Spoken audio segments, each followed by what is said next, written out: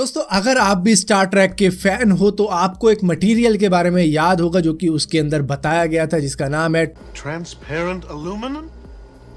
That's the ticket, laddie. जी हाँ, ये है ट्रांसपेरेंट एल्यूमिनियम। आप में से बहुत सारे लोगों को शायद इसके बारे में मालूम भी ना हो, क्योंकि आपने ये सीरीज को फॉलो ही नहीं किया। काफ़ी टाइम से चलती हुई आ रही है, जिसकी वजह से सब ने इसको फॉलो नहीं भी किया होगा। लेकिन जितने भी लोग इसको फॉलो कर रहे हैं उनको इसके बारे में अच्छे तरीके से मालूम है। दरअसल इस मटीरियल के बारे में अगर बात की जाए तो किसी को उम्मीद भी नहीं थी कि साइंस फिक्शनल सीरीज से ये रियलिटी बनकर बाहर निकलेगा और बहुत से लोग इसका यूज़ भी कर पाएंगे। लेकिन सभी लोगों के लिए ये बिल्कुल भी नहीं है, क्योंकि बहुत ज़्यादा रेयर केस में ही इसका यूज किया जाता है। लेकिन बात करें अगर इस मटेरियल के बारे में तो आपको सुनने पर अभी ऐसा लगा होगा कि ये कोई मेटल है जिसको हम ट्रांसपेरेंट बना देते हैं, लेकिन ऐसा कुछ भी नहीं है। ये मेटल नहीं है, ये दरअसल एक तरीके का सिरेमिक है जिसको एल्यूमिनियम ऑक्सीनाइट्रेट भी कहा जाता है। ये तीन चीज़ों से मिलकर बनता है, एल्यूमिनियम, ऑक्सीजन और नाइट्रोजन। खैर साइंटिस्ट इसको एलॉन के नाम से भी जानते हैं। इन तीनों ही कंपाउंड्स को पाउडर फॉर्म के अंदर राइट प्रोपोर्शन में मिक्स किया जाता है, जिसके बाद में मिक्स करने पर हमको ट्रांसपेरेंट एल्यूमिनियम मिलता है, जो कि कुछ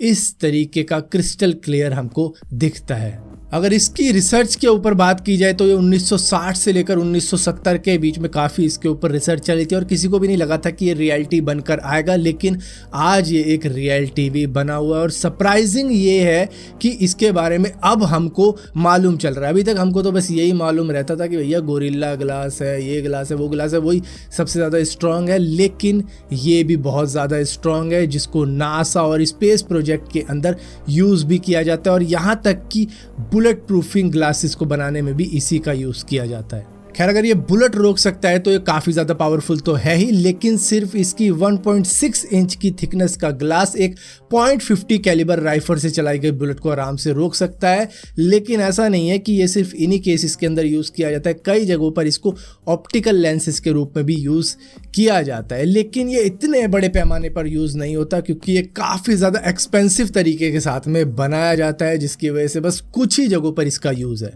आपको जानकर हैरानी होगी कि जो ट्रांसपेरेंट ग्लास होते हैं वो लाइट को तो पास होने देते हैं अपने अंदर से, लेकिन वो इंफ्रारेड लाइट को एब्जॉर्ब कर लेते हैं, जिसकी वजह से एलॉन का यूज़ किया जाता है कई केसेस के अंदर, जो कि इंफ्रारेड लाइट को एब्जॉर्ब नहीं करता है, उसको आराम से पास होने देता है, जिसकी वजह से इसको गाइडेंस इंस्ट्रूमेंट के अंदर यूज़ किया जाता है, जो कि मिसाइल के फ्रंट पर लगाया जाता है। और उसी हिस्से पर ट्रांसपेरेंट एल्यूमिनियम का भी यूज़ किया जाता है, जो कि क्रैक भी नहीं होता है, क्योंकि जब वो फायर करते हैं तो ये क्रैक भी हो सकते हैं अगर नॉर्मल ग्लासेस का यूज़ किया जाए, क्योंकि वहाँ पे भी कई सारे ग्लासेस ऐसे हैं जो कि ट्रांसफ़र होने देंगे इंफ्रारेड लाइट को, लेकिन ये उसको पास भी होने देगा और स्ट्रॉन्ग भी इतना ज़्यादा है कि इसके अंदर क्रैक भी नहीं आएंगे।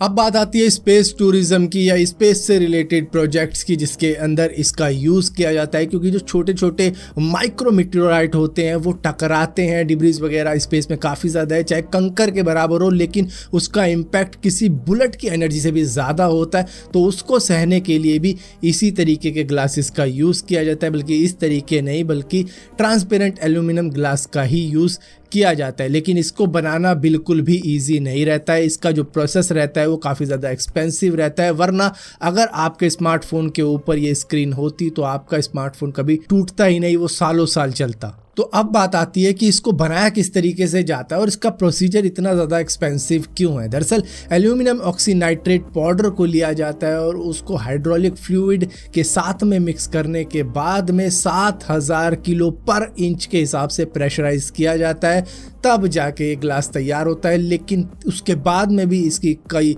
चीज़ें रहती हैं, जैसे कि फिनिशिंग वगैरह इसकी अच्छी तरीके से करना, तभी अपनी प्योर फॉर्म में आता है और बिल्कुल ट्रांसपेरेंट रहता है। सो यही वजह है कि इसका यूज़ केस काफ़ी ज़्यादा कम है। स्पेस के लिए इसको यूज़ कर लिया जाता है, मिसाइल के अंदर इसका यूज़ कर लिया जाता है, या फिर बुलेट प्रूफ ग्लासेस बनाने के लिए इसका यूज़ किया जाता है। लेकिन कई सारी कंपनी दूसरे तरीके ढूंढ रही हैं इसको बनाने के। अगर वो सक्सेसफुल रहता है तो शायद चीपर तरीके से इसको बनाया जा सकता है, जिसके बाद में आपको कभी भी टेम्पर ग्लास लेने की ज़रूरत नहीं पड़ेगी, क्योंकि अगर आपके फ़ोन में ही ये लगाया आ गया तो ज़िंदगी भर आपका फ़ोन क्रैक नहीं होगा।